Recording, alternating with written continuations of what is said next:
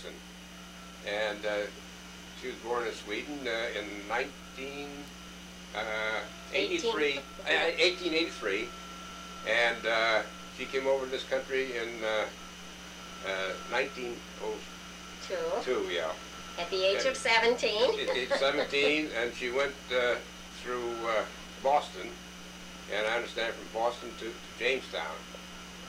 And I understand that she was sponsored by some itinerant Baptist preacher who, some say, accompanied her, and I thought he just made the arrangements. I really don't know. And when she came to Jamestown, she worked for actually 10 years in various homes in Jamestown, first as a maid and then as a cook. But now, you had mentioned before that over in Sweden, the reason she came over here was that they were Baptists? They were Baptists, and they were the only Baptist family in this community, and were almost treated as outcasts. And I was told that the Erickson boys were always getting in fights with others because they were sort of outcasts in a way, because they were going against the tide, just like a communist cell, I guess, in a democracy that people will look down on. But and Mother was the oldest. Mother was the oldest of a family that had 12 children, but I understand a couple of them died in the meantime, and she told me, as I recall, that one of the reasons for coming over that she was tired of working so hard, you know, to help take care of all these children. And of course, all teenagers, they want to break that umbilical cord and migrate, I think, and get on their own. So she apparently was an independent soul. She came by herself? This I thought, until you mentioned that she went with a preacher. But, yeah, well, I don't know. I thought they said either she went with the minister or maybe the minister. I had the impression that the minister arranged her the passage and told her that she'd be welcome in Jamestown at the Baptist Church, and that they would see that she got taken care of. But otherwise, she didn't come with anybody. I mean, she was all alone. She didn't know anybody over here or anything. So that's quite... What did she do when she arrived in Jamestown? She went to work for people in their homes as a maid and as a cook. And she had many fond memories of those days because the people she worked for, I guess, liked her. And she used to tell about the man of the house coming down in the kitchen and spending a lot of time, I guess, teaching her things. She helped teach the English language. And, she learned the English language. And also they taught her to cook. Yeah. So she apparently had not an unpleasant experience in those days. Now, did she gravitate right to the Baptist church when she first got here? Mm-hmm. She gravitated right to the Baptist church, and well, in those days too, the minister and them would go down. The church would go down to the train station, and from what I gather, and pick up these young people that came over from Sweden, and then take them to the church, and that so that they felt at home in America, because they could talk Swedish, what Swedes were here, and they did this, and this is how the church grew at that time too, because they would go and pick up all the Swedes and then bring them to the church, and the young people's society, you know, really grew at that time, and the church grew because of that. And then too, because the lack of anything else to do, a lot of the people went to the Salvation Army. Mm-hmm. And I know my dad used to go to Salvation Army. Yeah. I made a lot of friends there, and I think my mother went too on occasion. Mm-hmm. Oh yeah. So. But. Now tell me about your dad and what you know about him before you even came across from Sweden, where he was born, his name. Well, his name was Carl Siegfried Carlson, and he grew up in a small, not even a hamlet, I don't think, of our school. You were there, Gladys. Yeah, no, she's down in the country. Yeah, in the country, right? And, What's the name? And I was there. I was there in 1931. And this is his home, right? It's where he was brought up, right there. And I was sort of impressed even at that young age of how poor agricultural place it was. Just granite rock, you know, and very few fertile places where they could grow things. And I think he got involved early with helping butchering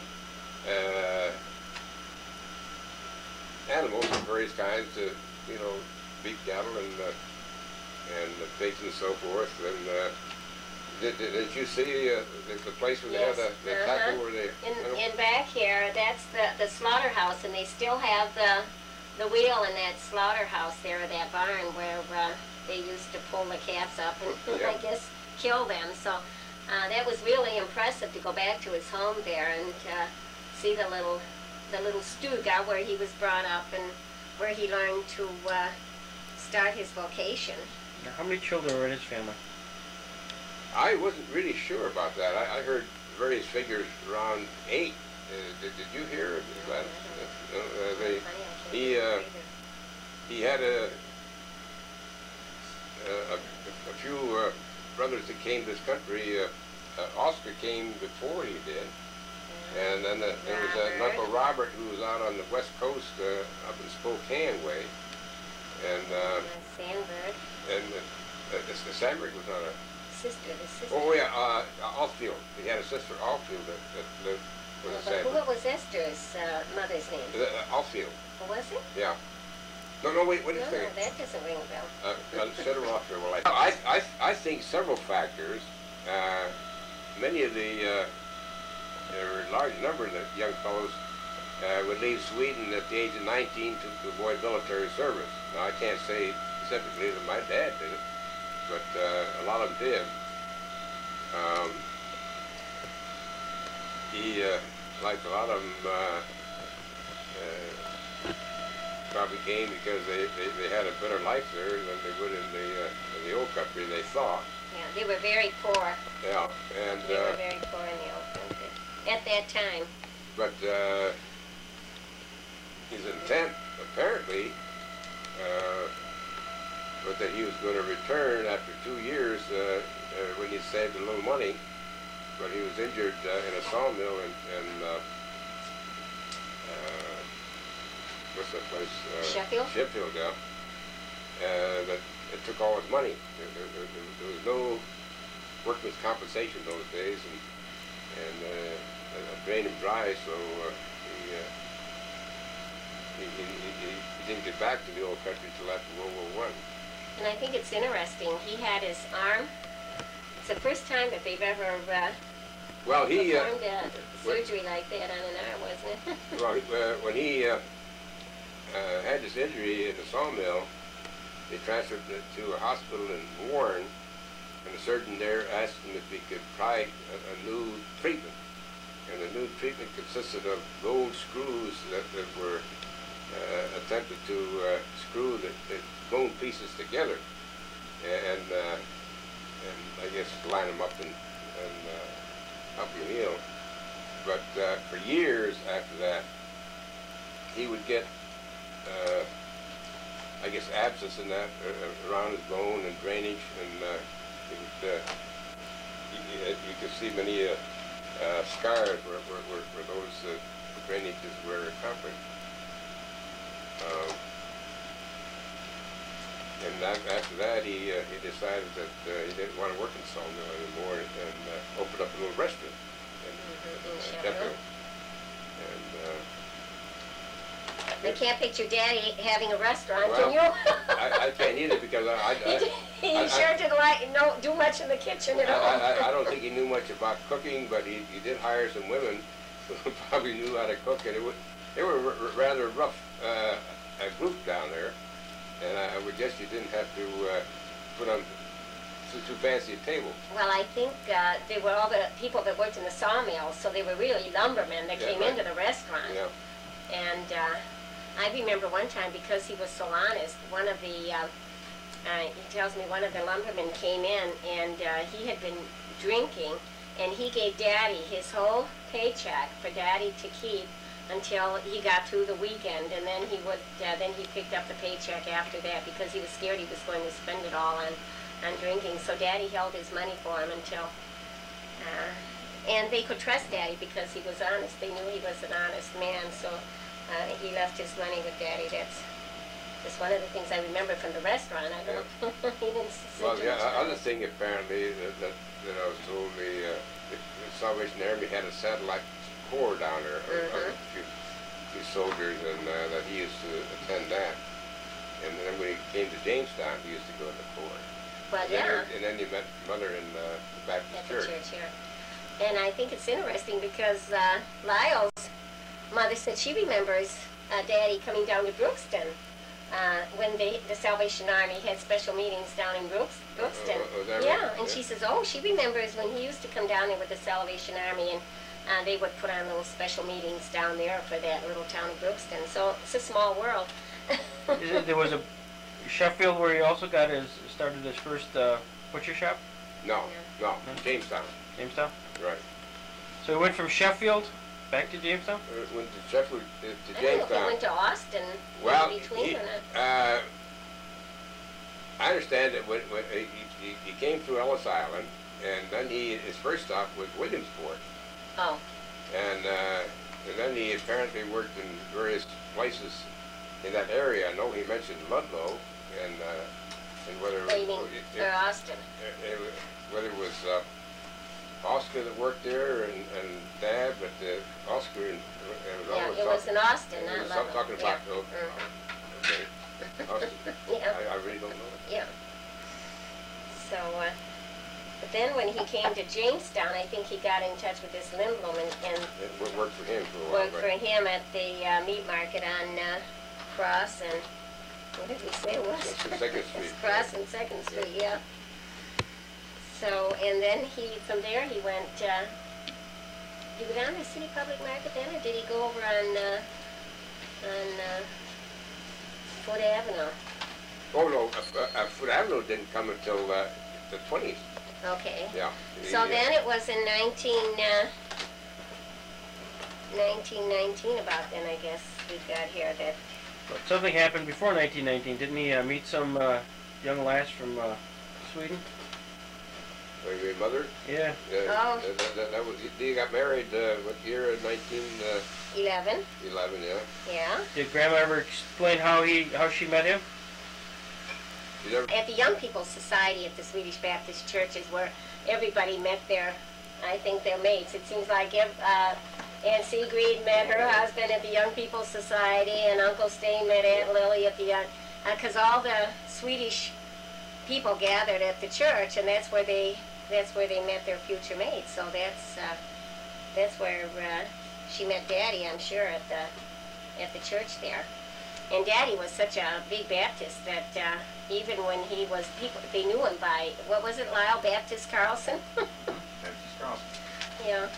So he was known all over Jamestown as Baptist Carlson because he was so active in the Baptist church. So they got married in 1911, and from there, at that time, where was he working?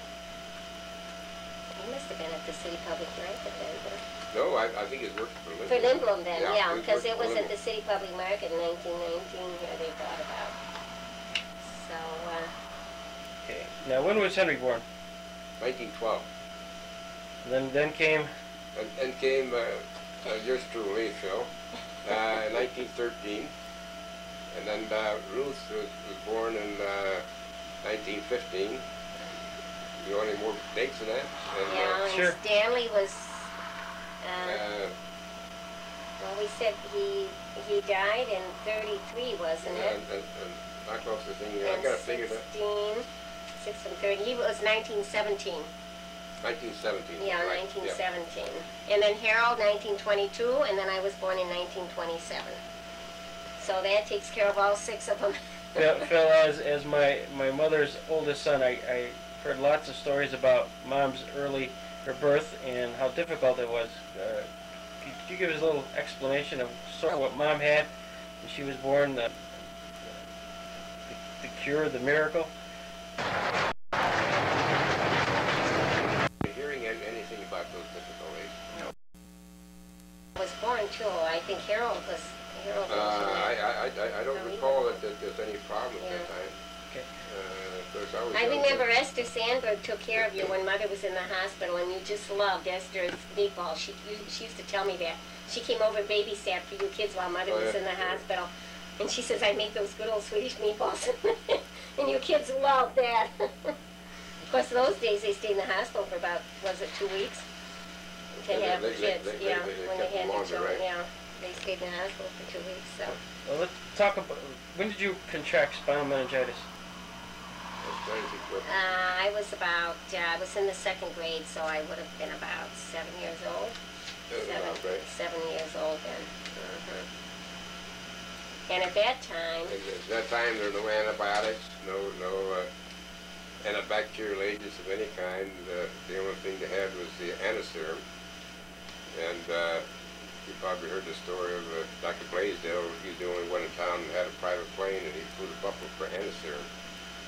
And at that time, meningococcus meningitis, which I presume she had, carried about a 33% mortality, as I recall.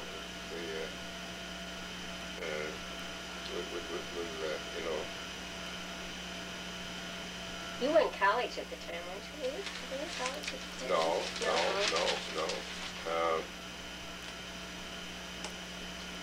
When you were 7 years old, you were born 27. 34. I wasn't quite. Yeah, you were in college at the time. Yeah. And then when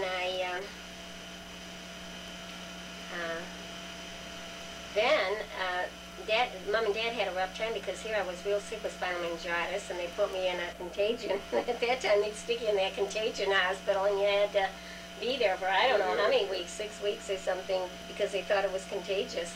It is, but not to the extent that a lot of the other infections there.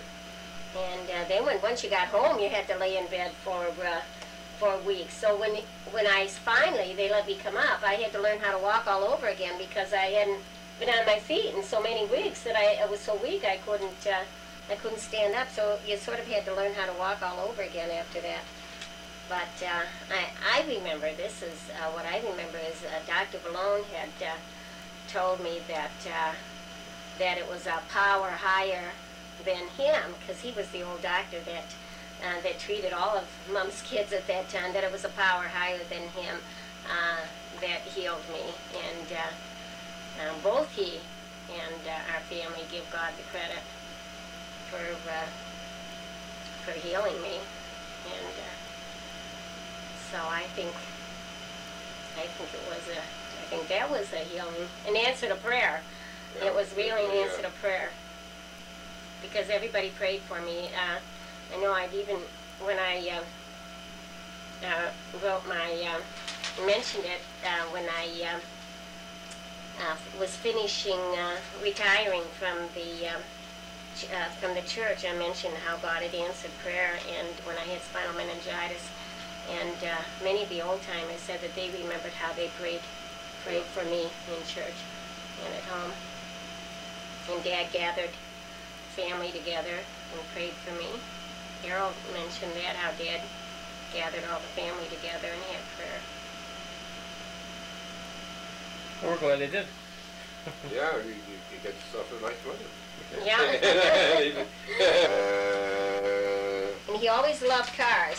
He always had to have a new car. And then he got a Buick Touring, 7-passenger Touring. And in 1927, he got a 7-passenger Buick sedan.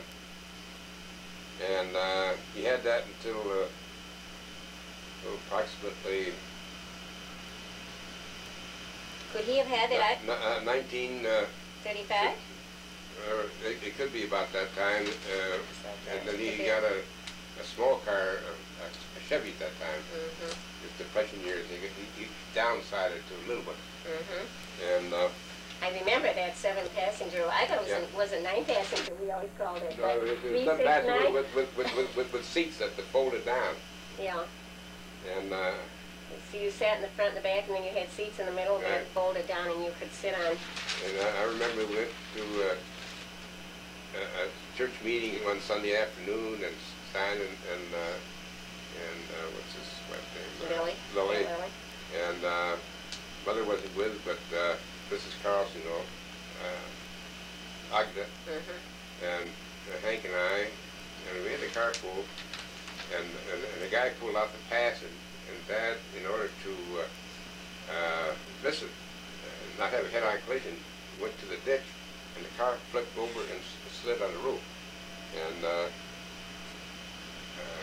we all were upside down, you might say, and Stein was the most excited of all.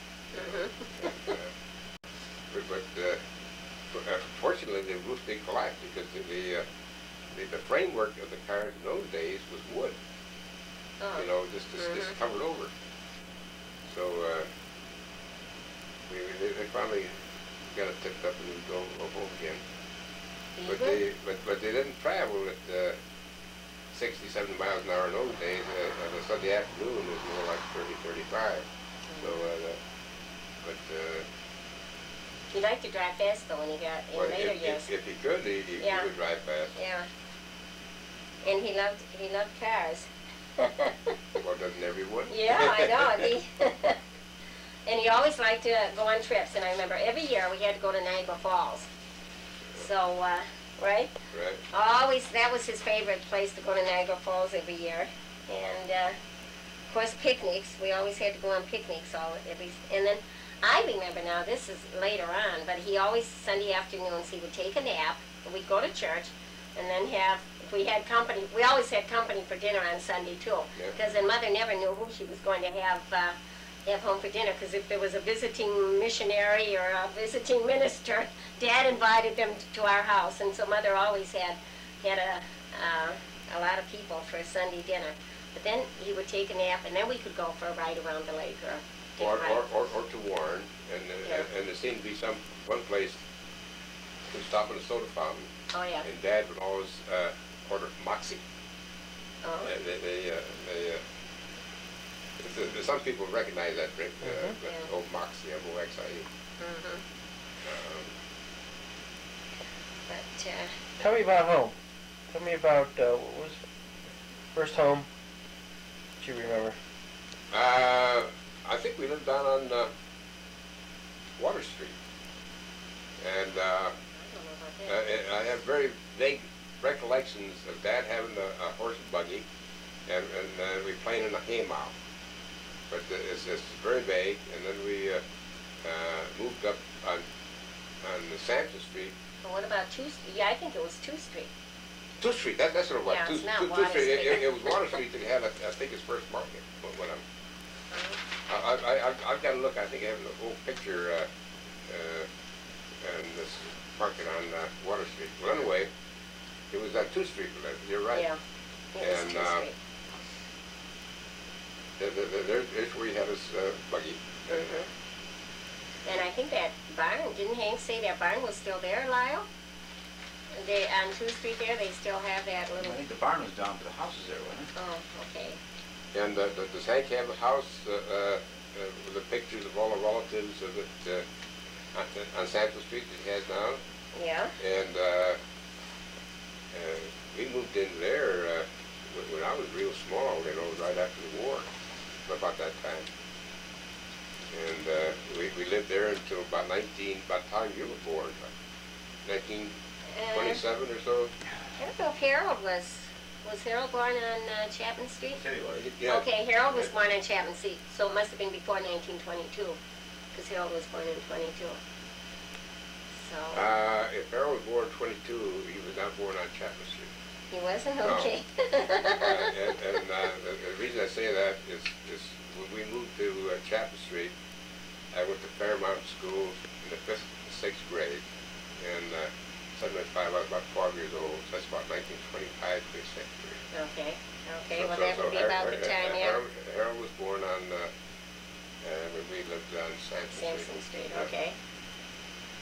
Okay, that solves that then. he thought he was born on Chapman Street. We'll have to straighten. He doesn't remember it. Well, he wouldn't remember being a baby in that. No. But, he, how long did you live in Chapman for how long? We lived from, I'm trying to think. Well, until I went to college, because I remember when I was at my first year of college, then they moved back to Sampson Street. Yeah. While I was at college, that would have been 46, 45, 46. I thought we moved to Chapman Street around 27. It was 27, 6 or 27. Yeah, and we lived there until past 1939, 1940, because we were living there when I got married. Yeah. Yeah. Well, you. And when I came from overseas too.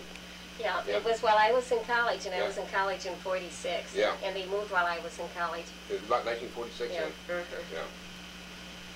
So, because you lived up on the third floor. He lived up on the third floor when he was first married. And Mama used to live up there on the third floor when she lived with us. And that's one thing. We had you probably remember more than I do, but when Aunt Ruth and Aunt Esther came over from Sweden and Mormor, they all came over and stayed, lived at our house. Not the complete time. They had a little apartment at one time. Yeah. But when they first came, they stayed, right? Yeah, they stayed at our house, and then they got an apartment. And there was a big house. It was a nine-room house with an attic that had rooms for Mormor, and 5 bedrooms, was it? 5 bedrooms and big, huge family kitchen. They had 5 bedrooms and a full basement. Yeah. And we used to have a coal bin, and we heated the house with coal up until, I guess the 30s when they put in the gas heater rather than the gas. And I always remember Mama always lived with us, and she couldn't speak English. So we had to learn Swedish because that's the only thing she could speak. And when I think of Momar, I think of her in the kitchen sink because she was always washing dishes in the kitchen sink. She did the dishes after every meal for all the kids. There was so many of us. And also she would get down on her hands and knees and clean the kitchen floor. And clean the kitchen floor, yeah. And then when she wasn't cleaning the kitchen floor and washing dishes, then she sat in her rocker up in her bedroom and read her Bible and sang. She'd sing. She always would rock back and forth and read her Bible and sing hymns. Did you guys go to church a lot? Yes. Oh, you can believe it. All the time. And Daddy used to, and with that 7-passenger Buick or 9-passenger Buick, he took all the neighborhood kids too. So all the Constantine kids went to Sunday school with us. And the Lynns, I think he was a regular little missionary because all the neighborhood kids went to Sunday school. And he'd make 2, sometimes 3 trips to church, picking up kids and people out in Greenhurst. And he would go all over the city and pick up people and take them to church. So we had to get started early in the morning because he had a couple trips, and then he was Sunday school superintendent on top of it. So. Yeah, we went to Sunday school, and early when I was young, it was in Swedish. We went to the morning service at 11, and that was Swedish. And then we went to the young people's service at 5, and that was in English. But the evening service was the Swedish again, and it was always expected that we attend all those services. Oh, sure. And they always served coffee after the young people's meeting, and then they had a sort of a little prayer service at 7, so that those who wanted, to get ready for the evening service could go there. And so we went to church. Yeah. That was the whole life. And there wasn't no, do you want to go to church? I mean, that was you had to go to church. Yeah. There was no question about, I don't want to go today, you go. And I says, as you can see from the certificates, everybody had perfect attendance. I mean, even Harold and Henry and all of them had perfect attendance at Sunday school. Boy, you were there unless you were deathly sick. So, That was and our life. And the Carlson children had a reputation of being the noisiest in the Sunday school, I think. Oh, I think so. Yeah. And I know. biggest kind of. Huh? Harold. I don't know about you guys because you were a lot older than I was, but I've heard a lot of stories about Harold. He was a little Dickens. They had a hard time with him, but. Oh, I was just thinking of a little item on Moormore. She learned very little English all those years. And when she was home alone and anybody called and the phone rang, she would release the receiver and say, "Hello, nobody home, goodbye." and this used to floor a lot of people who didn't understand. Yeah. Well, we were the first ones to have a telephone in the neighborhood. That's right. And so all the neighbors would come over and use our telephone. This is off camera here. First, I think Okay. Daddy had one of the best known meat market in Jamestown. Wouldn't you say, Phil? Well, the Dad used to remark, everyone knows CS, and it was true. Yeah. And Stanley, like we all did, worked in the market, on Saturdays and sometimes on other days too, Friday night particularly. And I was away to college my first year, and I think it was around first part of June that he was went out of the market and crossed between parked cars and ran across Forest Avenue, and a car just started up the hill and clipped him. And so he was admitted to what was then Jamestown General with a fractured skull and didn't survive. He died. And I understand he had the reputation of being the only Carlson that had any athletic abilities. Yeah, that's right. Yeah. He played basketball, baseball, and he was captain of our church baseball team. And we've got a picture of him here. So he had a lot of friends. He was very personable, and my mother and dad never got over it. But I'm sure this happens in all families. Where there's love and so forth. And he and Walt were just like brothers because Walt was an only child, and then they sort of grew up together. Yeah, they grew up together, and Walt was always over to our house, and in fact, our house was a gathering place for everybody. Yeah. Remember that? I remember our big front porch. We always used to have kids on that big front porch playing Monopoly and all these Rook and all these games when I was growing up. You get a different perspective because there's quite a few years between Phil and I, so it was different when you were living on Chapman Street than when I was. But okay, but how much you probably for the benefit of everybody, Well, I met Ethel in around 1940, and she was used to come in a market and buy some meat occasionally, but my folks knew the family, and her dad had been an officer at the Salvation Army, but had an injury and was working in Art Metal at the time. And so we went together and got engaged at Christmas time, and we married on the 28th May of 41. And we had 2 children, Don born in October 3rd, 43, and Linda February 6th, 46. And Linda has married Larry Beckman, and they have 2 adopted children, John and Brad, currently ages 18 and 16. And Don married Val. He met her in high school in Key West, Florida, and they got married in August of 46.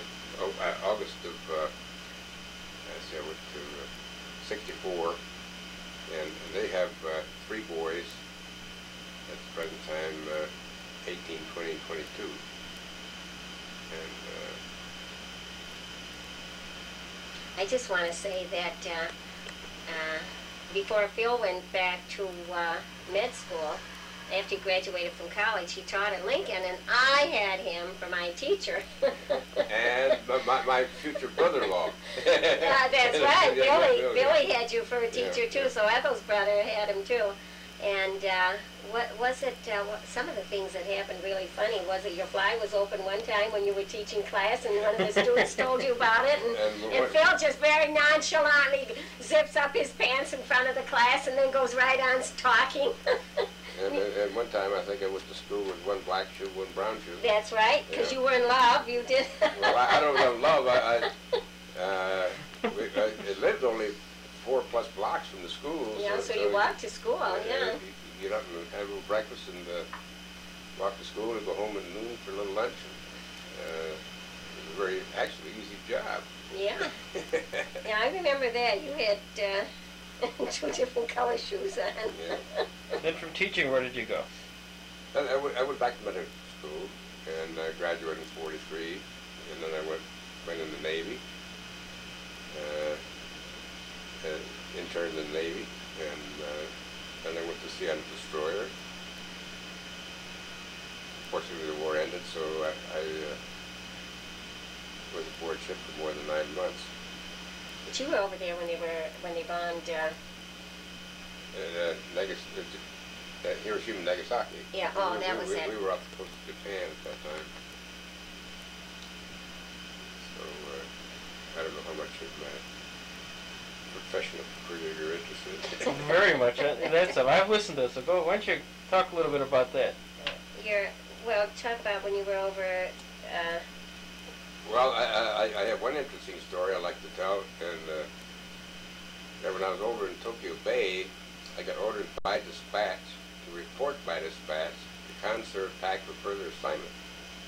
And I complied with the orders, and then right after that, we left Tokyo Bay and escorted the carrier around to Sasebo. And then before we started back for the States, we stopped in Wakayama, and then we ran into a typhoon that used up most of our fuel, so we had to stop in Midway to get refueled. So anyway, when I got back to Pearl, my captain asked me if I wanted to go over to see what's cooking. And I said, if it's okay with you, Captain, I said, I'm going to try and get some leave when I get back to the States. He says, okay, Doc. He says, happy to have you.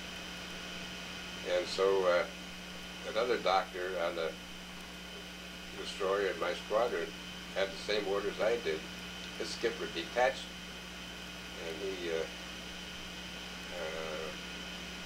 got ordered to Okinawa. When I told him what I was doing, it was like pouring a little salt into a wound.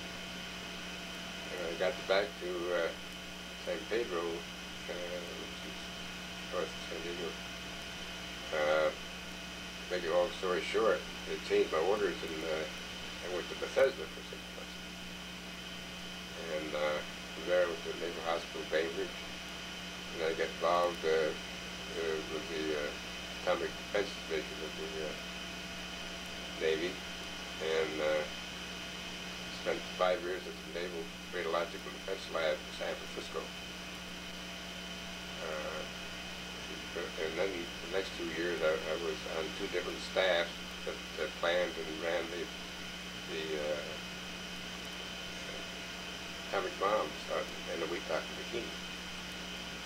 So 54, I thought I'd better go back and learn a little more medicine, so I took a residency at the Naval Hospital in St. Albans from 54 to 57, and I subsequently had duty at Naval Hospitals in Pensacola and Key West.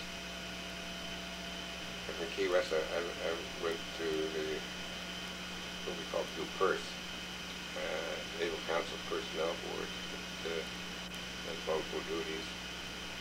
And stayed there 3 years, and out to Great Lakes for 3 years, and back to my old job at Blue Purse. That's about it. There's a lot. Well, Well, you remember, Greg, when we went out to Great Lakes Great to Lakes, see yeah. to see Phil out Yeah. there, and I thought the most impressive service was that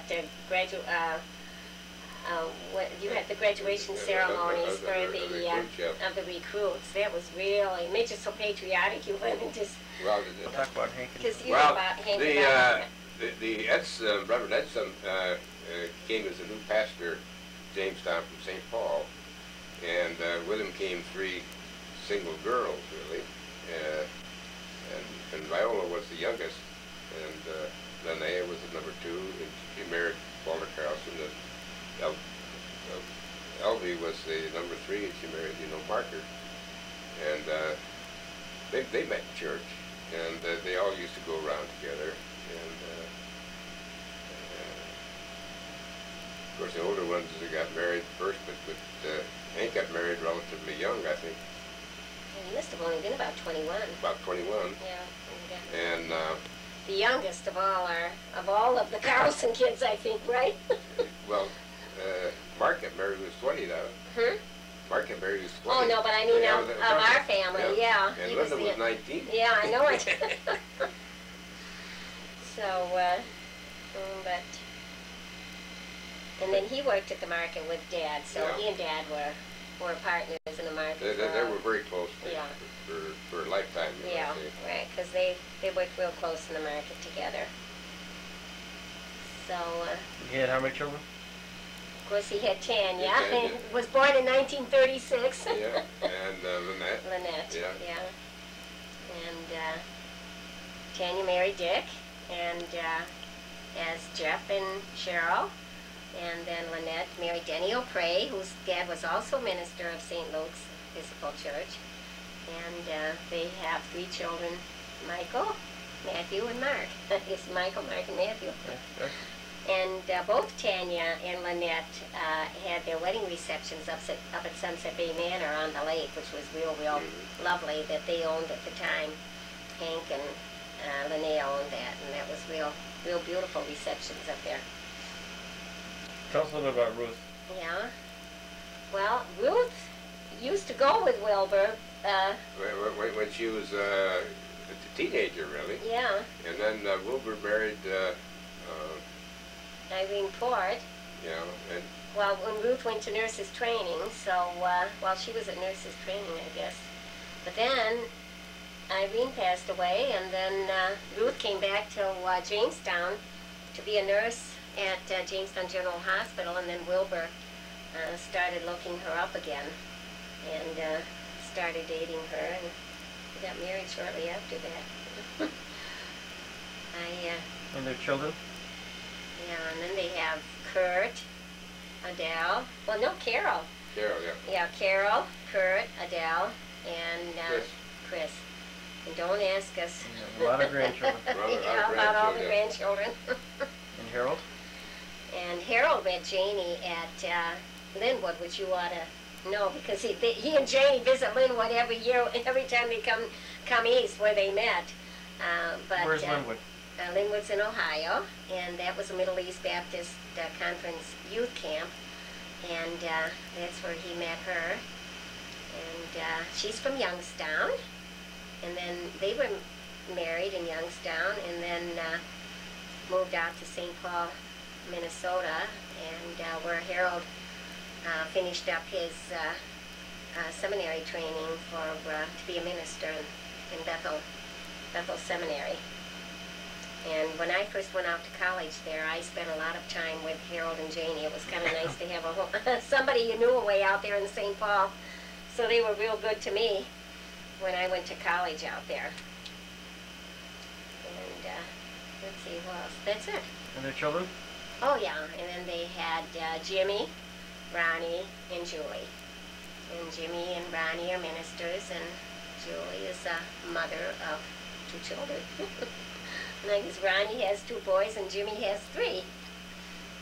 Baseball games that we used to have in the field over there, and our association with the Greeks over there, I think that's...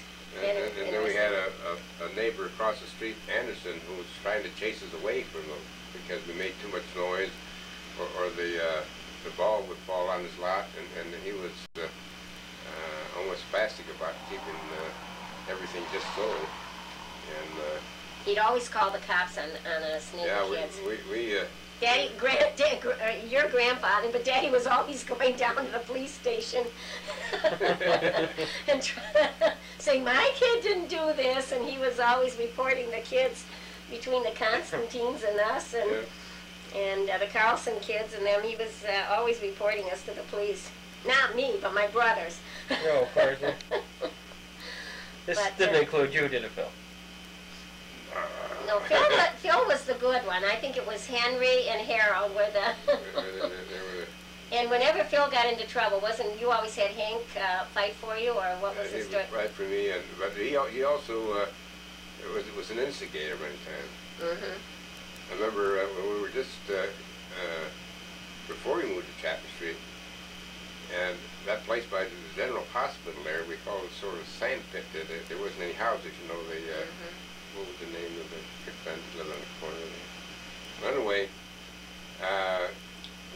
we would get these wooden boxes, and Hank and his friends would steal little 2x4s from the lumber yard, which was down that area, and build shacks. And I remember one time they decided they ought to paint, so they swiped some paint out of the Woolworth store. It wasn't the right color, so they sent me back to change it.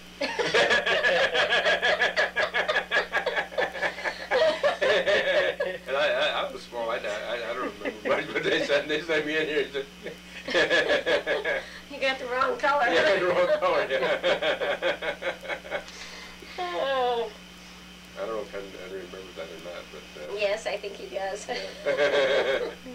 Well, then I remember we always used to play. The neighbor kids always used to gather under the street light by our house because the street light, and then we play kick the stick or kick the can or sneaks, and all the neighbor kids would get together, and we'd have more fun playing these old-fashioned games that they don't play anymore.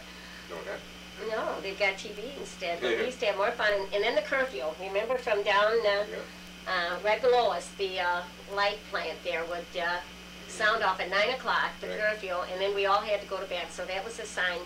When that 9 o'clock curfew blew, boy, you had to get inside and go. You couldn't be outside after 9 o'clock, and it was right below us. So boy, it really made a lot of noise at our place. And then I remember that the dirt that we used to get from that smokestack, from the mother would hang out her wash, and then the light plant, and down on Steel Street. And then we always enjoyed the Albanians around the neighborhood there, and always went over to their church for Easter and Christmas. Yeah, they'd walk around the church at Easter time.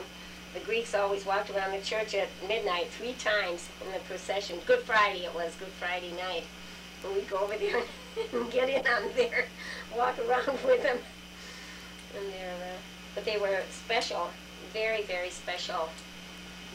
They were special people. Very special people, the Constantines. And I know Daddy often talked of, he needed money at one time, and Tom Constantine loaned him the money, and Daddy says he never wanted me to put it down on paper or anything, you know. He just, you know, here you take the $200 or what it is, and Dad says he didn't want a note or a loan, you know, written. It was a mouth agreement, and that's all they needed between the two of them, and that's how they trusted each other. And he couldn't speak English very good, but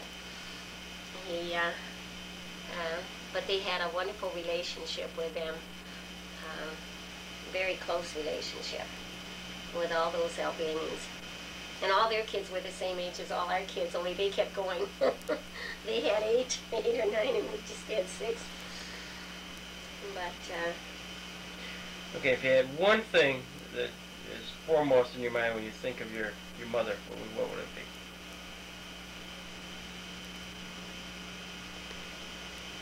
Well, looking back, I can't think of anybody having a more loving, compassionate, understanding person.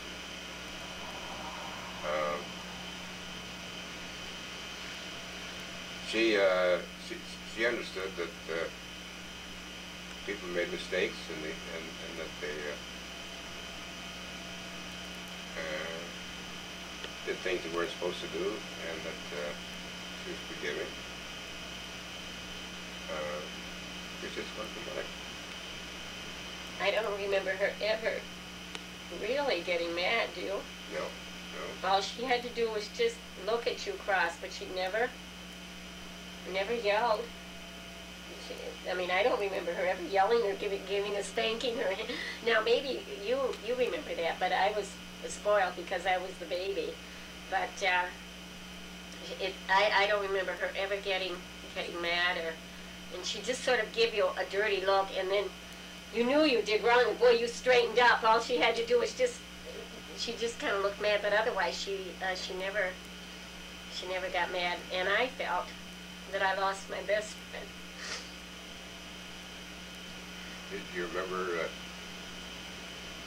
at Lynette's wedding when Hank put Don in charge of the punch bowls? One was alcoholic, one was non-alcoholic.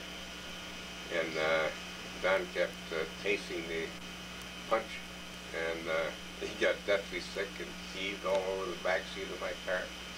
And you were very upset. Yes. When my mother cooled the cucumber, she said, "He just made a mistake, and it's going to be all right." And that's Yeah, she never. She wasn't unusual. Yeah, yeah. And you had to be to put up with us and raise 6 children. Yeah, and to have the patience. and work, yeah, you know. To have the patience with all she sewed all our own clothes. I had my first box suit when I was 12 years old. Mm-hmm. You know. A very good seamstress. Yeah. She sewed all my clothes, and I felt like I was really very well dressed because she sewed up my clothes just like that. She was a wonderful seamstress and sewed a lot. But You want to start out the same? I remember. Well, of course, I would say spiritual. I think, don't you? Dad was. Yeah, he. His life was his church. Right. And doing for others. Yeah. He gave away. I mean, I think he gave away all the time. I mean, and that's why he never had anything when he died. I think he was too good to people because he was always giving them meat if they couldn't afford it. That was fine. He gave them meat and very, very generous. I think. Don't you think so? Generous, hardworking. Yeah. And a good provider for right. us. Mm-hmm. And he loved his family. Yeah. And we are a lot because of our parents. I feel so. We're very blessed to have the parents that we had. They were. We were. I think they were strict. I mean, Dad was strict. Mother wasn't, but Dad was more strict with us. But they were brought up in a black and white philosophy of life, you know, things that were right or wrong, good or bad, sinful or not sinful. And as you get older, you know there are shades of gray in most everything. We weren't well-to-do, but we were, I would think, middle class. In the whatever you draw the we were the first ones to have a telephone and the first ones to have the electric refrigerator and all the modern conveniences. Yeah. So Daddy saw that we had. I think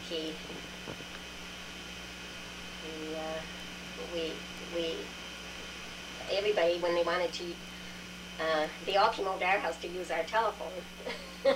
If we were the only ones in the neighborhood to have a phone at the time, everybody had to come to our house. And we had help.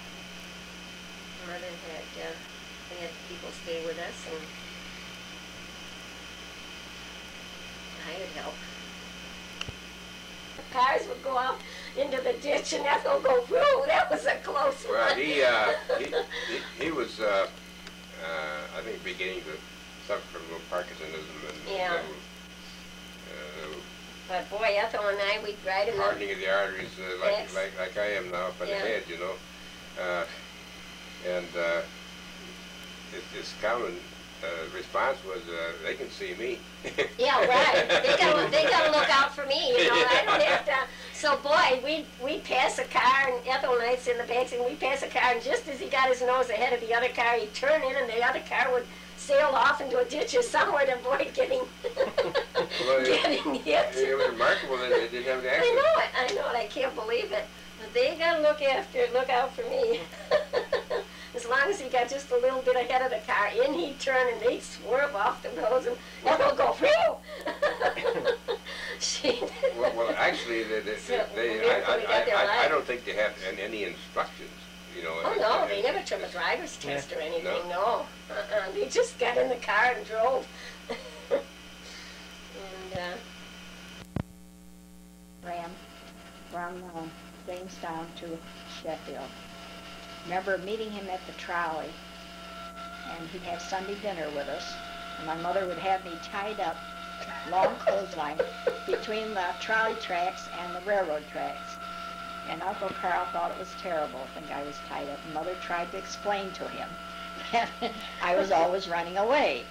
So I thought it was wonderful to think he'd untied me from this clothesline for a walk. And I always looked forward to his coming for Sunday dinner. I always had a little gift for me. It probably would be a shiny penny, or it might have been a piece of candy. Why would he have settled in Austin, Pennsylvania? Because of the lumbering industry, and he left Sweden because they had a feudal system at that time where there was big landowners, and you worked for these landowners from the time that you were able to walk in some capacity or other. The boys, as they became young men, kept on working at this particular farm, and the girls, when they became there, was running a boarding house for these lumber people. And my mother, after losing one of her babies, used to make as many as 40 pies a day and 3 bushels of donuts. And these lumber would come in for a meal, and Mother would say, now, do you want apple pie, or do you want cherry pie, or berry pie, whichever? Oh, I'll have a piece of each. She was probably in her 20s at that time.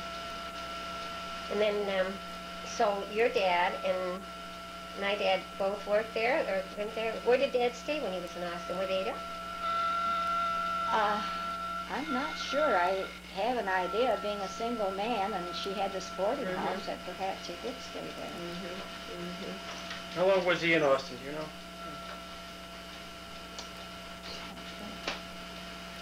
Oh, I'm just trying to think back with my dad there. Leaving when I was 3 years old. That was 1906. Probably left about the same time. I think they all lost their jobs at this, in the woods and in this factory. Where would they have gone from there? Jamestown, many of them settled, in East Jamestown in particular, and what we call Sweet Hill, too. Now, did he go, did he go from Austin, do you think, to Sheffield? I never had heard that he was in Sheffield. You said he had a restaurant there? I think I still have a picture of him where he broke an arm or got it cut so badly. Yeah, do you have that? I think I still have it. Because It's the awfulest looking thing. It. These great big pins sticking out, and he had his hand like this, of course, and they took pictures. Yeah, took pictures of it. I don't know how long he was handicapped that way, but I can remember that, and I'm sure that was one of the pictures I saved out from my mother's collection. And that was in Sheffield? Yeah, he got his arm. Is it a meat market down there? No, No, in the sawmill. he wasn't in that then. He was. That was in the sawmill at in Sheffield, right? I think that's what Yeah.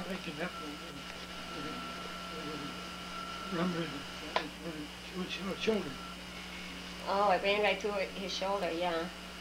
And at the time, they didn't have the sophisticated doctors. They didn't have hospitals either, very few doctors around. so I think they said considering, you know, the way, the handmade thing that they stuck in there was just kind of a pin they put in there to hold his arm together. Well, they look more like these meat skewers that you have, like when you fix a rolled roast. Yes. A large one, you know, they're, oh, the pins were, yeah, about this big around, I'd say, and quite long, probably about that long. Remember bloodsuckers. We used to have Then, Harvey's carries and bloodsuckers. Bloodsuckers? yes, Oh, okay, that's true. right. When, I can't remember when he decided to go in the meat business. Of course, he learned the meat cutting trade in Sweden. Yes. He left the farm and lived with these people in Alingsås, the next largest city, and learned the trade there. So then he took it up in Jamestown, and the first market I remember his having was on Cross Street. Yes. Cross and Second there, in the back of that brick building. My dad used to work for him on Saturdays, and through that we'd get a roast that would last us all week, or a chicken. That was my dad's pay. Isn't that cute? Yeah. Go ahead. Oh, streetcar I had a long walk from where we lived on Moser Street to the streetcar. Take the streetcar up and get off at that corner, walk over and up those cement steps to that little bit of a market, and take home, because those days Mother wouldn't think of cooking on Sunday, would help it. The roast or the chicken, whichever it was, had to be done on Sunday or Saturday, and then warmed up on Sunday. Now there was the market across street, and then On Cross Street in Jamestown. and then He was running it alone. Apparently owned it then. this would have been about. You have any idea of what when? Well, we lived in Faulkner 1911 through 18. No, 19 it was. We moved up town. Well, I was old enough, so my mother trusted me to go. I probably was at least 8 years old. That would be around 1916, 17, I would say. And where was his market next? Do you recall? From Cross City market. City Yeah, Market. the old public market. Had a big business. Everybody called him CS. Baptist Carlson. Baptist Carlson. Oh, Baptiste Carlson. Yeah. Yeah, Carlson. Because there was a C.P. Carlson that had a, wasn't he a meat man too? No, No, not him. no. C.P. wasn't a meat man. Might have been another Carlson. C.P. Carlson. And Mr. Lindblom had the stall. Spartak Carlson. Svarte Carlson. Black Carlson. Carlson. And dark hair then, huh? Yes. I remember Rosequist had the cheese place down there. Yes, they accept the meat, eggs. With an axe, huh? Just had a one meat block, didn't they? Yes. Well, you know, my husband used to work for your dad. I didn't know that was the guy that was working for them at that time, of course. Yeah, I knew that. I'll tell you a good one. I said I'd never marry a greasy old meat man, because my dad would come home and he'd smell raw meat. But Dick never said. He was so fussy about his bathing and changing his clothes. So was Sandberg. Bigburn? So was Sandberg. Sandberg, yeah. Well, that was his Waterloo, and he took Sandberg in business with him. And that's what my mother said. You get him in there, and just won't run. Well, he knew nothing about the meat business. Dad had gotten his training through your dad, and then Louis Peterson helped Dad out too. Yes, Louis was And he in turn was an uncle of Sid Covey I was talking about. Well, then how did Dad get into business with Dick then? Dad was down at City Public Market. Yeah, and Dick worked for him. His father used to come in and sell butter and eggs at the market there to someone, Rosequist probably. Then he'd go around and peddle on Saturdays, different private homes, while Henry and Dick took confirmation at the Mission Church. You know, horse and buggy those days, summer and winter alike. We went to confirmation those days, I think 2 years, wasn't it? But otherwise, they never joined the church because they never could get down. The good old days. But you know what their dad did? Sunday morning, he was one of the first people in Jamestown to own the car, I'm sure. It was a 7-passenger Ford, open. Remember, with the isinglass curtains and the kerosene headlamps? Who could forget that? Now the kerosene lanterns would go out, and the isinglass curtains. If you got a heavy snowstorm or a rainstorm, you'd have to hurry up, and there was no zippers in those days, of course. They had some sort of a buckle thing. Yeah, you turn in those holes. You remember too? I don't remember that. Well, anyhow, CS was always so good at rounding up children for Sunday school at the old Swedish Baptist Church, or Chandler Street Baptist Church. His children got left behind. Remember that? He'd go all over town, get them to Sunday school, come back and get you kids, but your mother never had time to go. She had to be home Sunday dinner and have that on the table when you came home, plus anybody that your dad would ask for a Sunday dinner. I don't know how she ever did it. Of course, she was constantly baking bread and biscuits. I know that when Stanley was killed that time, Mother had gone over to the house, and she had biscuits and bread rising, and Mother took care of that, you know, and did up the dishes. Stanley. Yeah, that was sad. That's so many years ago now. How old would Stanley have been?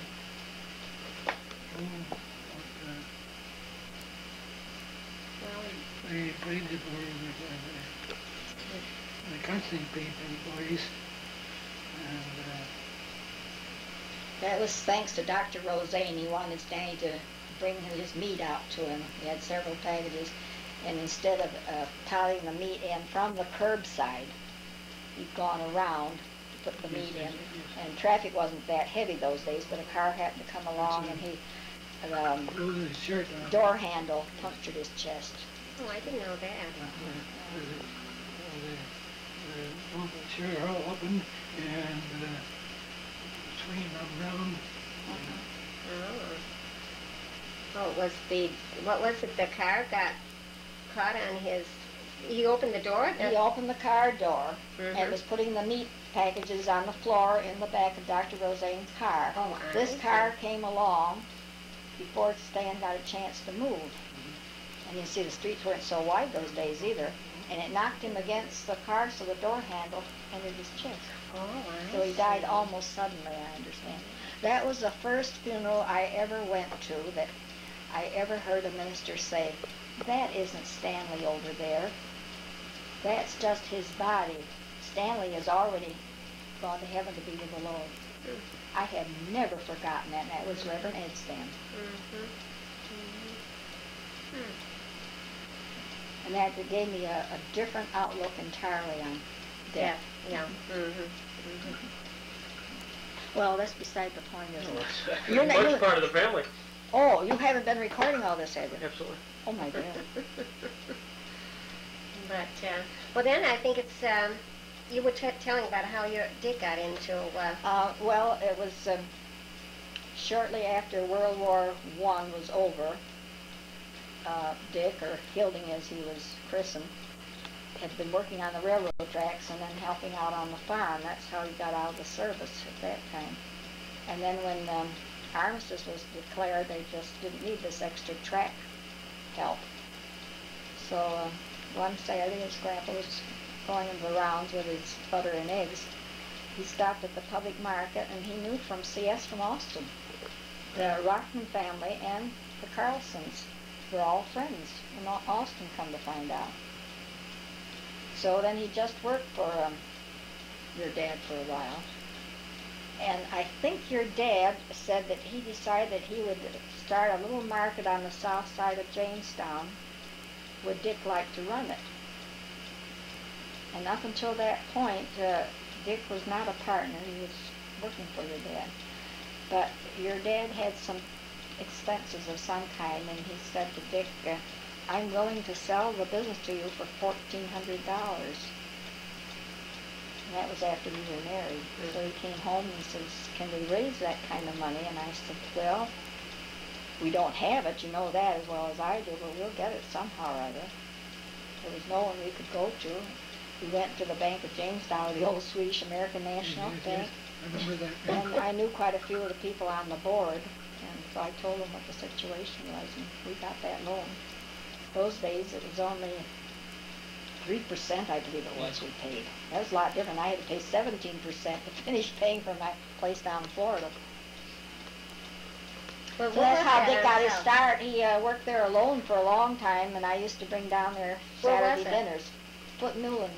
Foot Newland. It's no longer there. It's been No. torn down because of the new highway coming through there. So he bought that. Weren't they in partnership for a while on the one across the No. street? Oh. No, Dick just worked. When he wasn't You were down there, Henry, weren't you? Yeah, you worked there. Sick. Kind of sick. Yeah, he was sick there for a long time. Remember, Gladys, you took time off from college and went out to Arizona one year to see if that would help your dad, and I think 1 year California, was it? Well, no, we And took you went that to year Florida. off there. Yeah, you went to Florida to see, but that didn't help either. And finally, 1 year, my dad spent some time with him in Kane, Pennsylvania. That helped somewhat. I remember that. Yeah, he not only had asthma and what was the other breathing sickness that he had? Your lungs get congested. Hay fever. Oh, hay fever. Asthma and hay fever both. Yeah, I forgot about that, but they did go down to Keene to see if that would help him. Did he stay there for a while? Or? Oh, a couple of weeks, something like I that, think during so. the height of what they call the ragweed Pollen, season. yeah. Yeah, and then from there, your mother tried to take care of him, and then he was in this nursing home on Forest Avenue. Hillside, wasn't it called?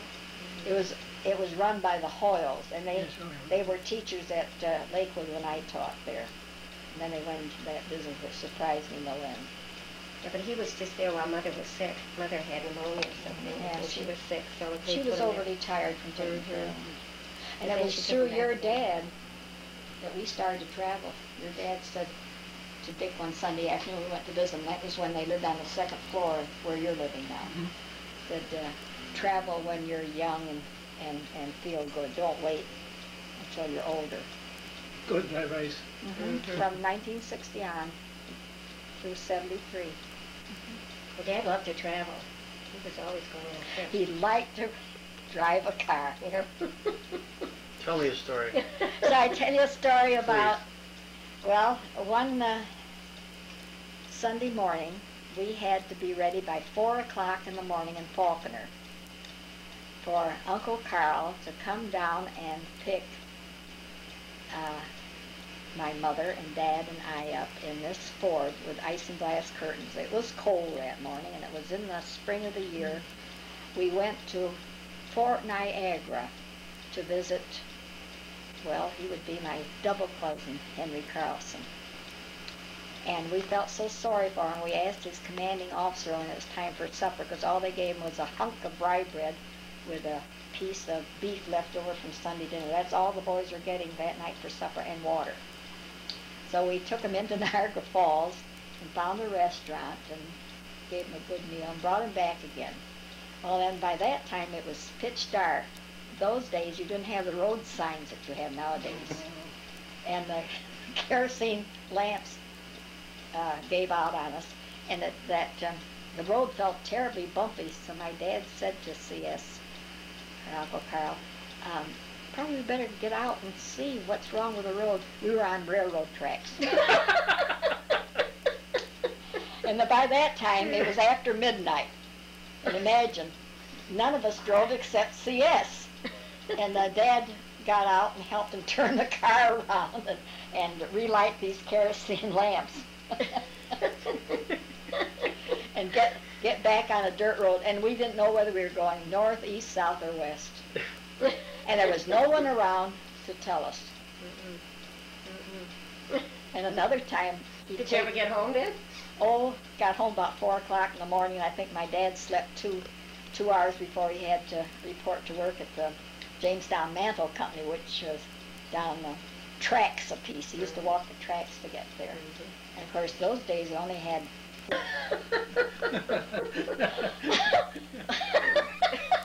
don't know whether I can tell it with a straight face or not. Well, this is one Thanksgiving, and I was probably, I believe I was in high school by that time, probably a freshman in high school, and we were asked Uncle Carl's and Aunt Edith for Thanksgiving after church. Well, we got there after church, and Andy had had the table set and the turkey in the oven and whatnot, had everything under control. Well, the boys, Henry and Philip, the two older members of the family, had each gotten a rocking horse the Christmas before, apparently. And they were rocking away for all they were worth. Well, Henry disappeared for a while. And you know where we found him? He was out in this little building in back of the house. It was supposed to be a garage, but I guess it was used more to make cord and things like that, wasn't it, years ago? Gotten a hold of a hatchet, was chopping up his horse to find out what was inside the horse, what made it work. Remember that? Yeah, you do. I don't think Philip did that, though, that I can remember. Then at the same time, your mother was nursing, see, would it be Ruth? Is Ruth next in line? Yeah. Yeah. She was sitting in a rocking chair in the kitchen by the sink, and I had never seen this happen in all my life before. She'd taken one breast out, and she was nursing Ruth. And my dad went over and said something to her, and she picks her breast up and squirts it in my dad's face.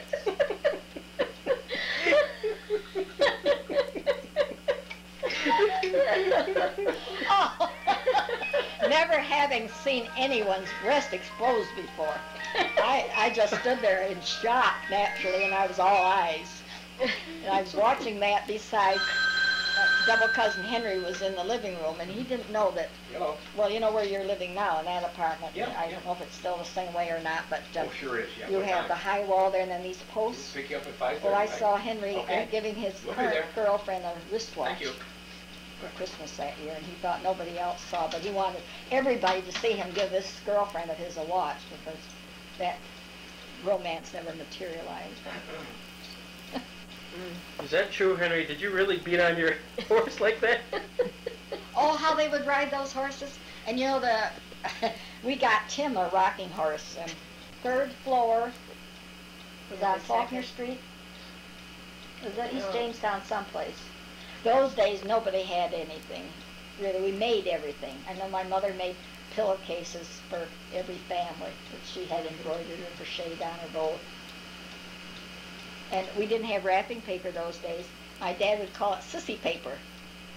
Tissue paper, white tissue paper. Oh, that was a thing. Now we wrap in funny papers when we get together to save money, and we also use aluminum foil. I don't know what I'm going to wrap. John's. I am Cornelia, and I was a niece to your mother, Edith. And I didn't know her before I came here to America, 1953.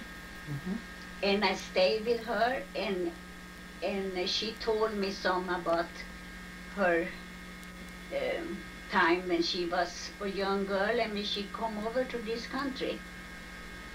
And she was 16 years old and came over 1900. And she come with a minister. She worked for a minister in Sweden. And they asked her to help with the children when they were moving to America. And when she come over here, they told her to go out and have a job, for they couldn't afford to have her. So that's why she started to work in families. And she didn't have much money at all. She made about $1.50, $2 a week. And she worked very hard. And in fact, she started to save money to go back to Sweden and see her parents, her parents. And she had saved up $500, and the bank went bankrupt, and she lost it all. And she said, there was my trip to Sweden, and I never wish to go back anymore.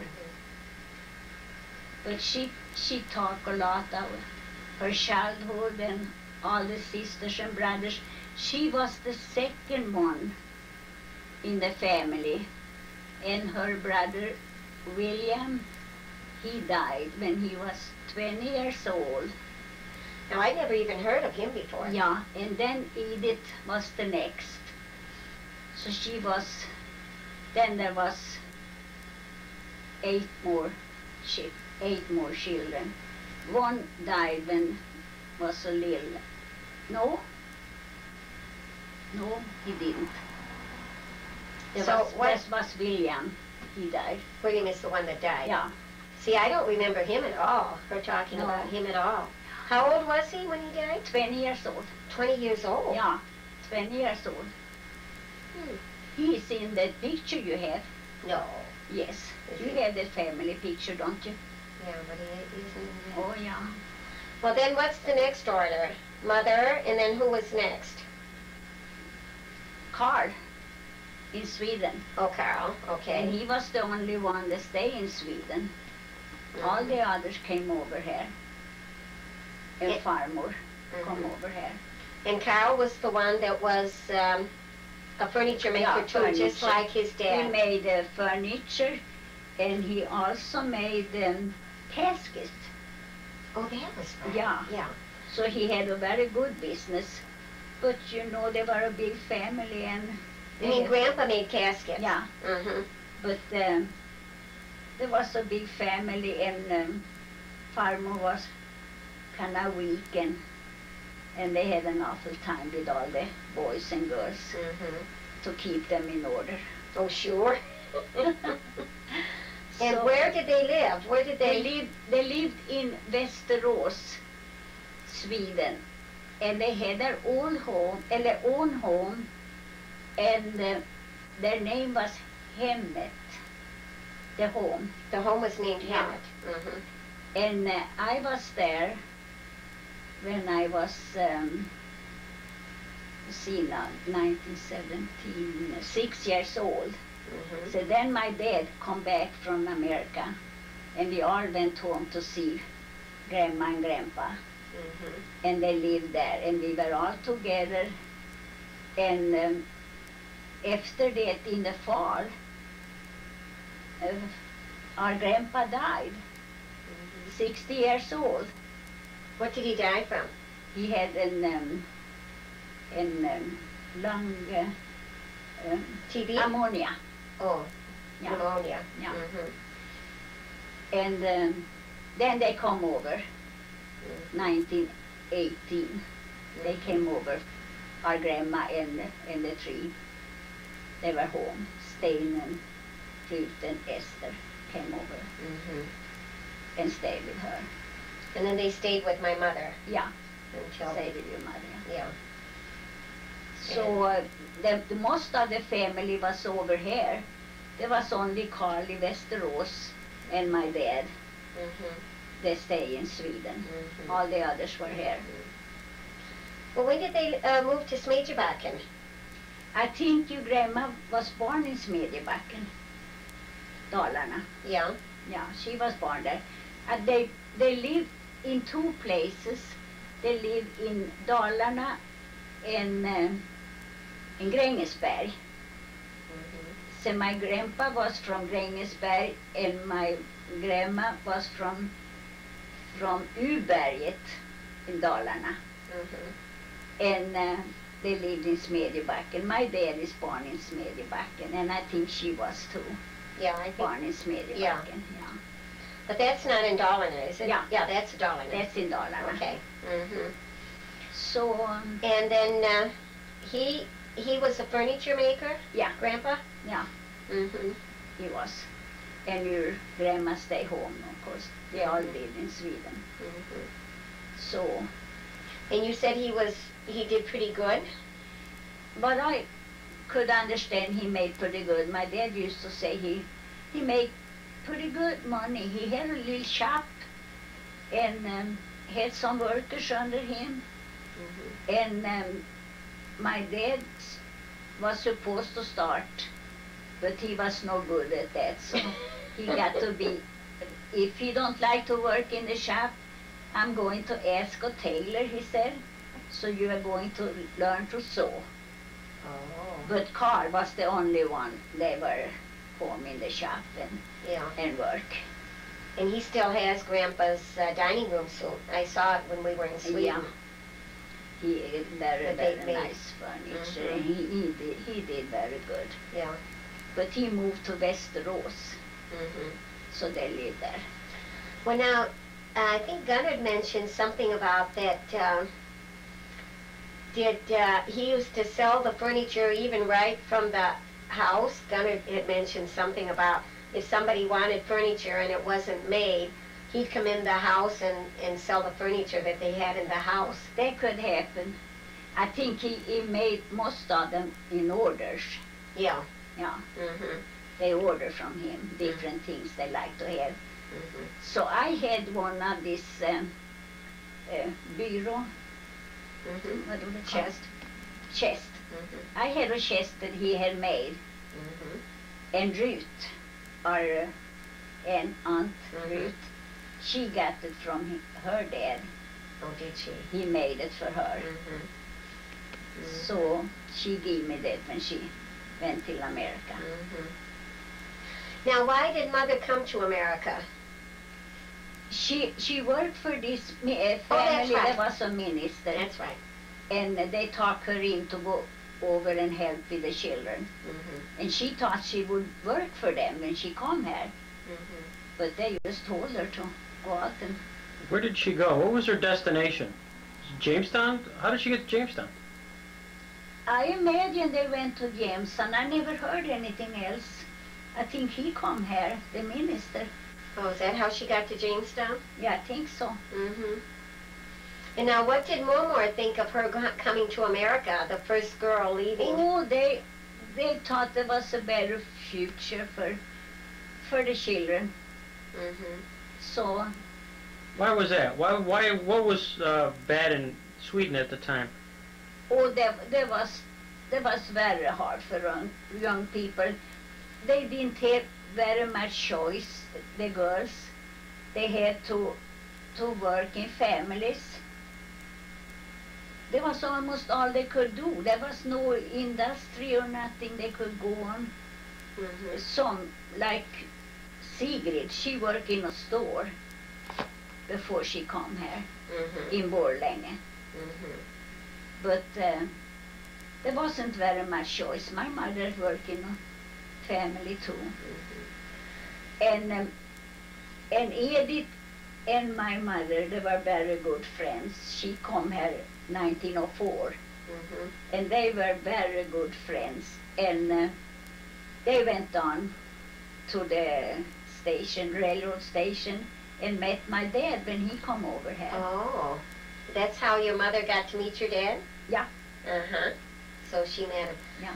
Do you have any idea how Mother happened to meet my dad? No. I imagine they met in church, didn't they? Yeah, I think so. I imagine. So at that time, the minister in the church come down to the station and met the Swedes when they came from Sweden and invited them to the church and told them he was going to help them to get a job and get a place to stay. So that was very good for the immigrants. He was so concerned about the young people, that somebody took care of them so they don't get in bad company. Would he know when a train came in then? Yeah. From Sweden? They know when they came from Sweden. You know, they know when the boats come in. Now, Grandma Carlson, my Grandma Carlson, and my grandfather Carlson both came through Boston Harbor, and then to Worcester, Massachusetts. Do you know of any particular reason why they would come into the Boston Harbor? I have no idea why they came there. For my mom, she come into New York. And they all immigrants had to go through Ellis Island. Well, no, there was another port. Boston was the other ports, and that's... There must have been some. Yeah. They took them. There was many they immigrate. They stay in Boston. Yeah, in Worcester. But we didn't have any family in Worcester or anything, did we? Worcester, Massachusetts? Joseph. Joseph lived in Boston. Boston. But when he first came to America, No, we didn't have any. we didn't have any No. reason why she would go to Worcester. My mom, she had her aunts and uncles in Jamestown. Mm-hmm. That's why she came here. Mm-hmm. From Well, but Mother would have been here. Maybe Mother knew some of your mother's aunts and No. uncles, and no? she did. Yeah, she know them here because she was a good friend of my mom. Yeah. But otherwise, they were not related. No. Mm-hmm. So So she came to Jamestown with this, supposedly with this minister. Minister said, "Gee, I don't have a job for you. Look elsewhere." Yeah. Then what did she do? yeah, she worked in a family. You- She like they all did. And under the bad years here during Depression, she worked for nothing more and board, room and board, for they couldn't afford to have any help. So they told if she liked to stay in the family, she could do it, but she couldn't have any salary. Mm-hmm. So there was a bad time for the girls. Yeah. But then she met your dad, of course, and get married. And But they always lived where they worked, right? yeah, I think so. They lived in the house. Oh yeah, they always Yeah. lived. They always lived there. Yeah, Mm-hmm. they did. Yeah. So But, okay. Do you know anything about, I was trying to think, anything that she liked to do over in Sweden when she was small?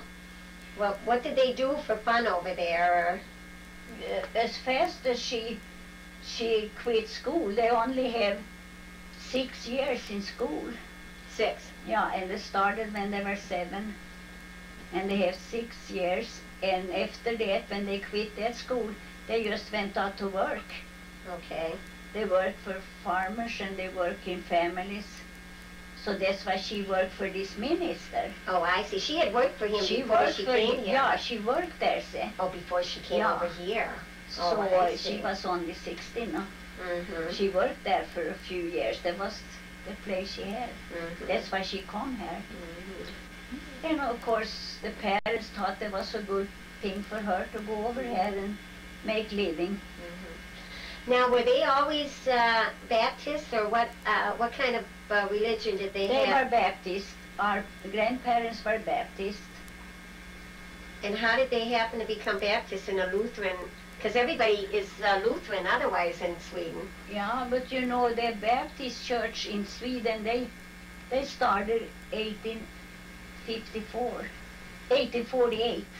1848, the Baptist church 1848, started. they had the first, they were baptized. Mm-hmm. So they were belonged to the Baptist. Did Mormor meet Grandpa at the Baptist church, or I don't know. you don't know about? No, You don't know anything about their sisters or brothers no, or anything? I don't know much about them themselves. The only thing I know how the children work. Was it a big church there in where they lived? A big Baptist church? I don't think so. There wasn't many Baptists. No, there was just a few. Yeah. And they have a hard time, you know. They put them in prison and they were not accepted from the state church. Mm-hmm. So they have a bad time. There was a reason why many come over here. They like freedom for church. Oh, I see. They couldn't have any meetings like they have here. Mm-hmm. So that's why they came over. Was a particular problem during the 1900s, the draft? Did some men come over? Did they leave Sweden for fear of becoming drafted in the army? Some did. Some did because they had to stay in there for a whole year, and it was pretty rough on the boys. Mm-hmm. What year Some did? like to escape. What year would how old would a person be to join be drafted? You know, About 19. 19. And then they were in for 1 year. Yeah, they were in for 1 year. Mm-hmm. So I imagine my dad and Joseph. So my dad was only 17 when he came over, Mm-hmm. and Joseph was. My dad came first, And then Joseph and Sigrid came the same time. Okay. Mm. Mm-hmm. And they all four of them, they have a household together. Oh, dear. And Edith was the one that should stay home and cook for the other three. They were working. And they had so much fun. They never laughed so much as they did. They invited all the youngsters to come home to them. You know, there were four Sure. of them. And they really went bankrupt for, you know, all the things the three of them could make. They're partying. And they spent, so finally Edith had to go out and work. And there was, everybody went their own way. Yeah. But they do live together, four of them, at first. Do you know where that was? No, I don't know where it was, but it was here in Jamestown, and that was the most happy time in their life. Now, who were the four again?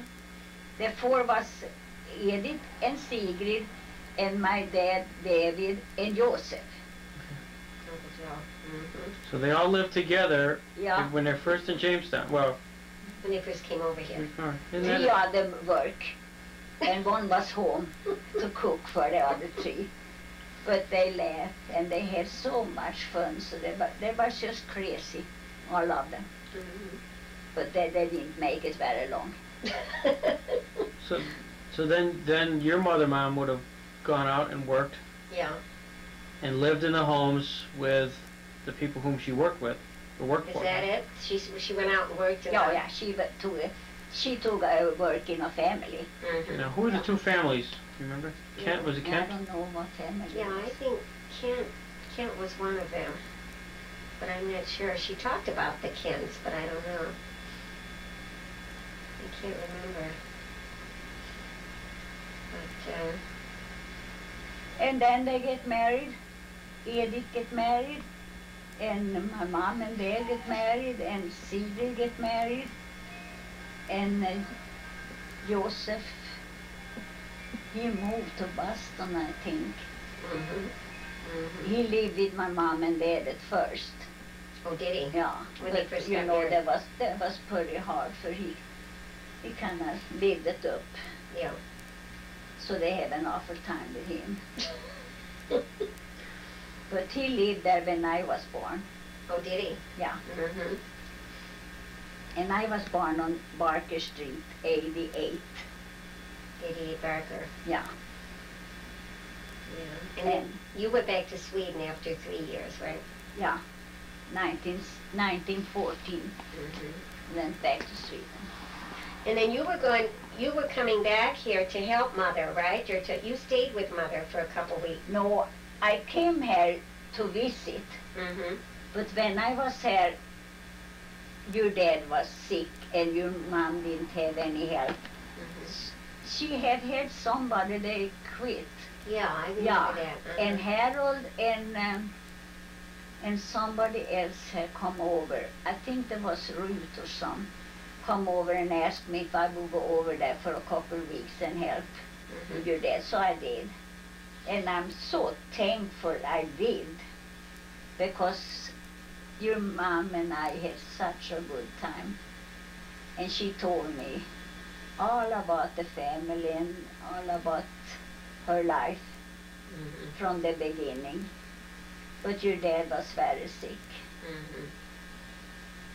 And that was in 53, right? 53, yeah. Yeah, and then you went back and you were coming back to... Yeah, and I Stay tried to do whatever I could for your dad, and he said to me, when he sit there in his chair, he said, oh, I wish you come to America when I could take you all around in the car, he said, and show you all the nice places. Yeah. It was too bad you come so late. Mm-hmm. And I tried to do things I would think would be good. I tried to give him massage for his feet and things, and he said, you know, you are a better nurse than Ruth. She don't do these things to me.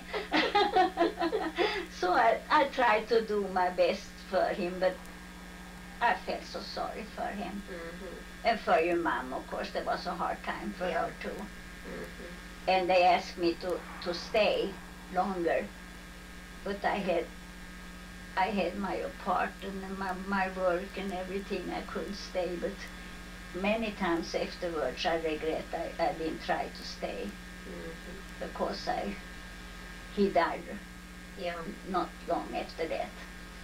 And then you came back in 4 years later, right, to 57, live. yeah. I come back. And she was so excited about the wedding.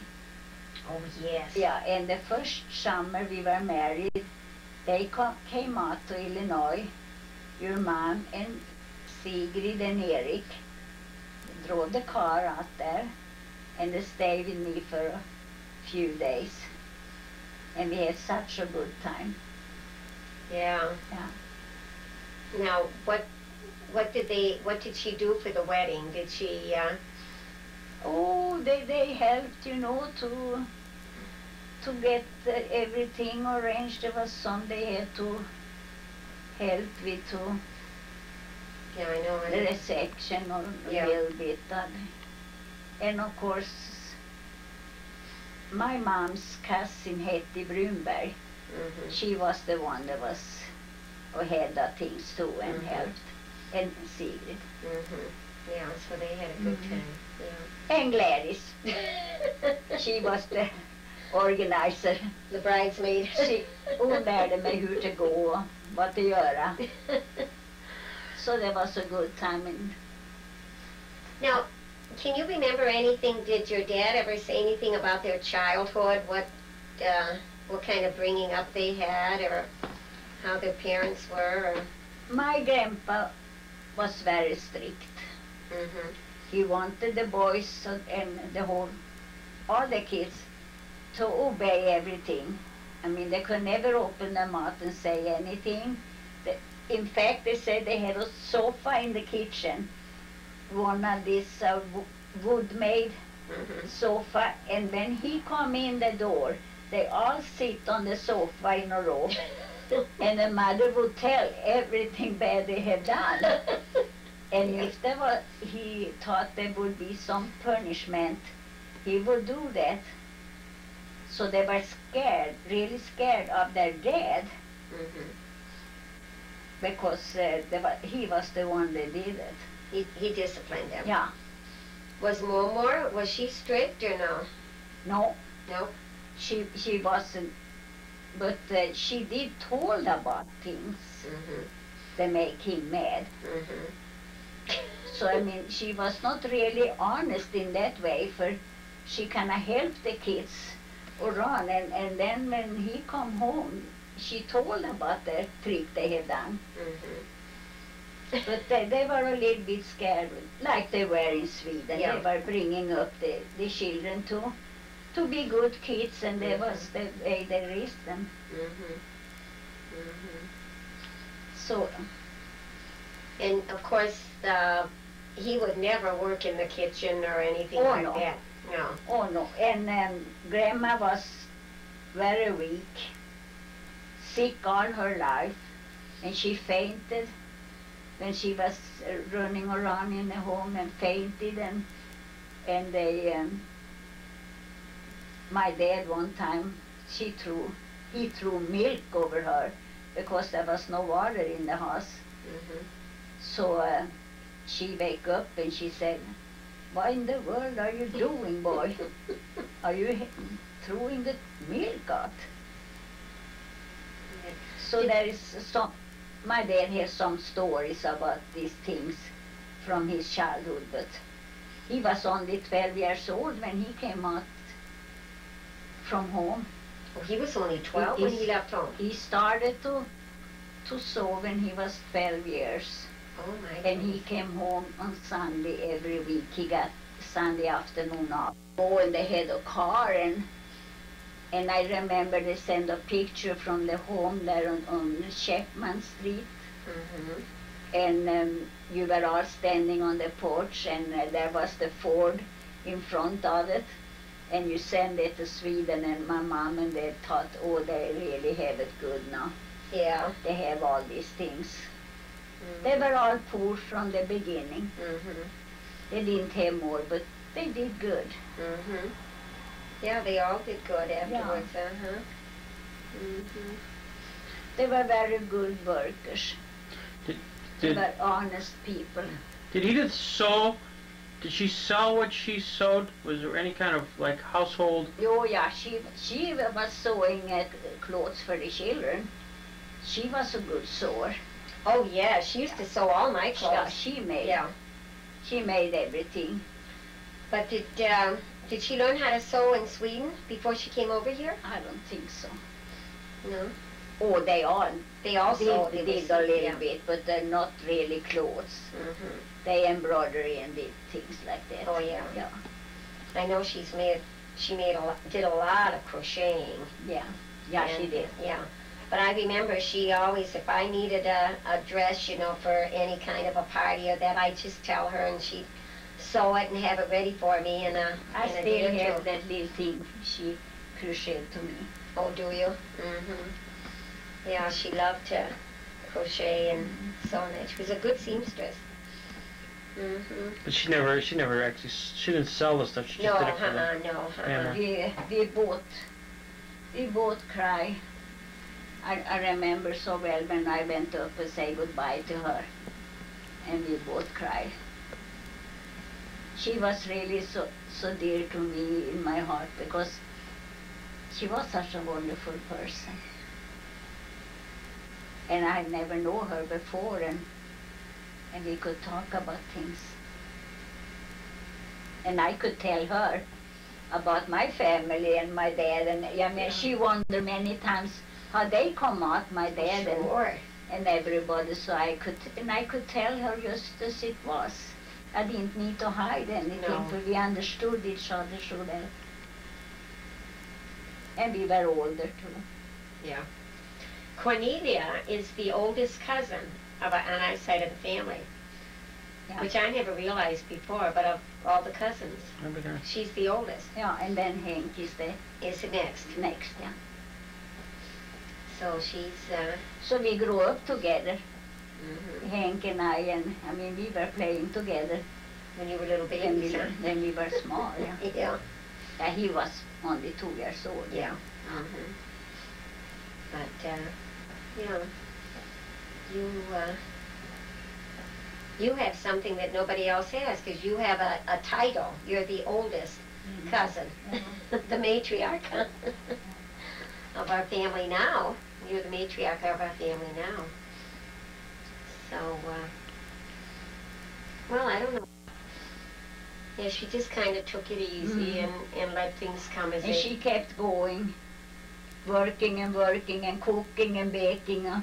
She could stay up long and do Yeah. things. She was never fast, No, really, but she was even working. yeah. She just kind of... I remember she always... Dad could never understand why she was always late to go... She was always late, just like I am, to go places, you know. But I think she had everything to worry about, the children and getting them ready and... But she was like a queen, and she come into the church. She walked straight, and she was so beautiful in her hat and clothes, and she walked straight up in front because she didn't hear too good. Yeah. She was just like a queen. I can see her anytime Yeah. in front of me. She loved to read poetry. Yeah. She liked to give readings and read poetry. I know she used She- to do that at she- Ladies' Aid often. She was very deep in her thoughts. Yeah. She didn't talk much about things. I mean, like some people just talk and talk and talk. Yeah. She was very deep. She said something that was really worth things. Yeah.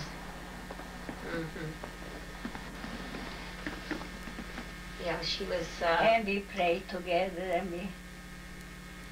Was she musical at all? No. No talent musically. No. No. Didn't sing or? No talent. She loved to read poetry, I remember that. She liked to give readings, because they always had it for Ladies' Aid. Give readings, and she enjoyed doing that. And right, but she had no musical ability at all. Her thoughts was much deeper. There was workman something.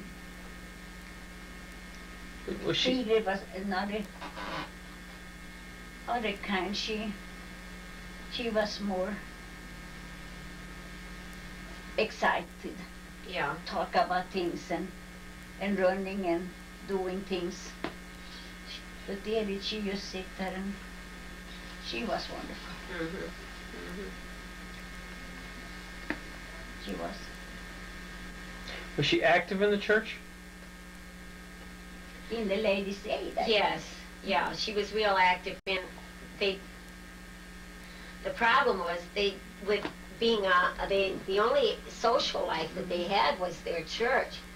So they would, the Ladies' Aid, they used to work so hard when they entertained at Ladies' Aid to see how many members they could get to. And your dad was very active in Sunday school. Yes. And they took, sometimes they could take the children out for a ride and a picnic out in a park. He did anything for the kids. Oh, yeah. Yeah. In church. Yeah, he loved the children. That's what they told me. Yeah. Mm-hmm. And there was a terrible thing when he got sick and he couldn't do anything. Oh, I know it. He really suffered. Yeah, because he liked to go, Yeah, and he liked to travel, and take people around. And like people, and had his seat and couldn't walk. That was terrible. mm-hmm. Did Grandma Carlson ever talk about Stanley's death? Yeah. What did she say? Yeah, she told how it happened. He was going out with some from the meat market on his bicycle, and some car ran over him. Did she talk at all about her emotions? Yeah. That was hard. But it was really, really dear to her. Stanley was. That was the boy that really she felt a lot for. Or because he died. Yeah. He died, and then it was a heartbreaking. Mm-hmm. Did she talk about Grandpa Carlson, how he felt after all of this? We're led to believe that really he never was the same after that. Did she ever talk about that? You mean in the last years? Well, ever since Stanley died, I was always told that he was never the same after that. Carl. No, I never heard that. But I can imagine he blamed himself. Yeah. He had told him to do something he didn't used to do. And Stanley was kind of excited about that, and it happens. Yeah. Well, he was working for Daddy at the time, and he got killed, and I think that made Daddy feel very bad. So. Yeah. Like it was sort of his fault. So. Mm-hmm. Okay. Well, you've done a good job, Cornelia. No, I wish I could come to remember some. Well, I think you know more than anybody else. If I would know there would be an interview, I wouldn't make notes. That time she told me. Oh, yeah. When You didn't know. I never thought of it. You didn't know 40 years later.